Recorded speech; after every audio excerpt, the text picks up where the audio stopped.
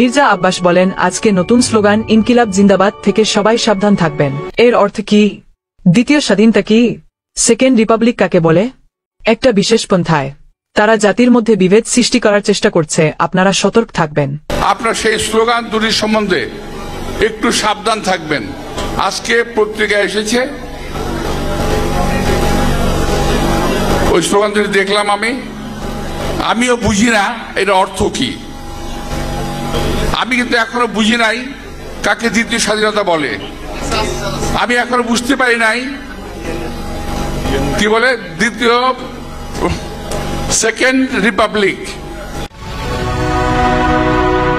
March মাসে অর্থাৎ রজমানে তাপপ্রবাহের পাশাপাশি তীব্র কালবৈশাখী ঝড়ের আভাস দিয়েছে আবহাওয়া অধিদপ্তর।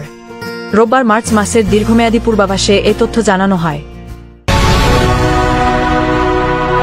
মার্কিন সীমান্তে অভিবাসী আক্রমণের দিন শেষ বলে জানিয়েছেন দেশটির প্রেসিডেন্ট ডোনাল্ড ট্রাম্প। সামাজিক যোগাযোগ মাধ্যম ট্রুথ সোশ্যালে বলেছেন, সীমান্ত এখন সব অবৈধ অভিবাসীদের জন্য বন্ধ।